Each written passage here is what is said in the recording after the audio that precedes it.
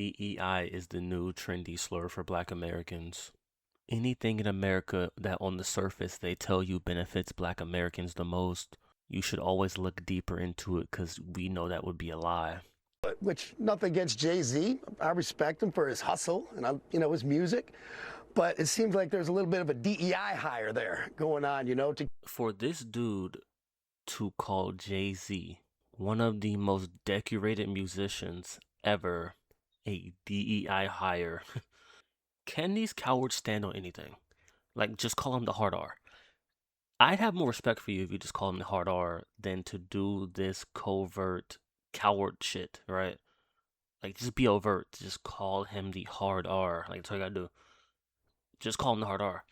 But instead, what they do is they hide behind these covert terms instead of just keeping it real. Just say what you want to say. If I see a black pilot, I'm going to be like, boy, I hope he's qualified. You know I gotta bring Necatron up. This guy's hilarious. What we find with these guys is they make a lot of baseless claims. He said, if I see a black pilot, I'm going to think, boy, I hope he's qualified.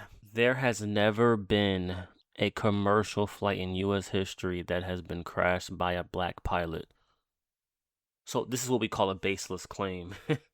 The fascinating part of the DEI discourse is everyone has this notion in their brain that black people are actually benefiting from DEI. It's amazing, right? Like, all these things, black people are the face of them, but they don't actually benefit from said systems. I asked Gemini, what demographic benefits the most from DEI? Now, I already knew this, but while diversity, equity, and inclusion initiatives are often associated with supporting racial minorities, data from the U.S. Department of Labor and various corporate studies consistently show that white women have been the primary beneficiaries of DEI. And this is obvious. And when these dudes are constantly crying about, oh, people taking our jobs, it's the woman in your house. It's no one else. It's the woman in your house. And here's some other information. The order of groups benefiting from these programs typically follows this hierarchy. White women, Hispanics, Asians, Native Americans, disability veterans, Skittle guzzlers, and then Black Americans. And this is often cited as receiving the least structural benefit despite being the primary focus of public debate.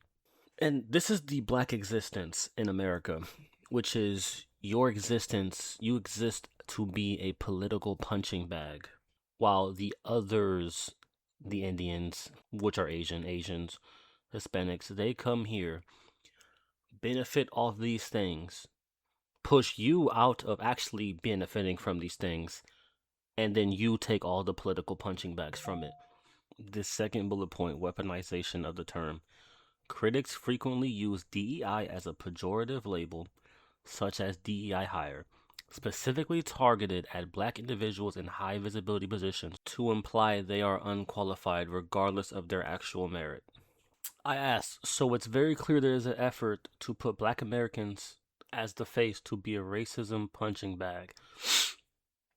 The response, that observation aligns with what many sociologists and corporate critics call symbolic representation without structural change. By making black Americans the face of these initiatives, several things happen simultaneously that often shield the actual beneficiaries and the institutions themselves.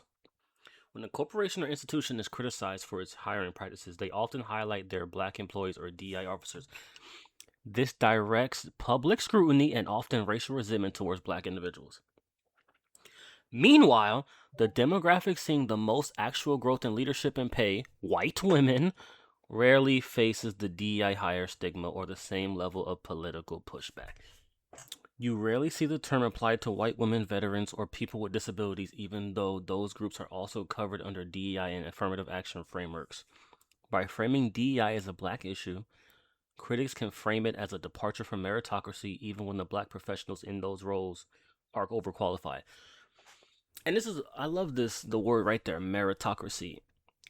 They always preach something of that, like they want a meritocracy. I remember Necatron used to say it all the time. America has never been a meritocracy. Like, literally never. Before America was even a country, on this land, nothing was a meritocracy. Once America became a country, nothing was based in meritocracy. And ever since then, nothing has ever been based in meritocracy. Well, I shouldn't say nothing. Most things. In the corporate world, nothing is meritocracy. Nothing. And this right here is the golden line. The public sees black faces and assumes they are the ones gaining the most, while the data shows that the financial and promotional meat of these programs is going elsewhere. Black people are the face, everyone else benefits. This is the framework of America. It was in its inception, and it is now. America started out this way, it became processed because of this way, and it has remained this way.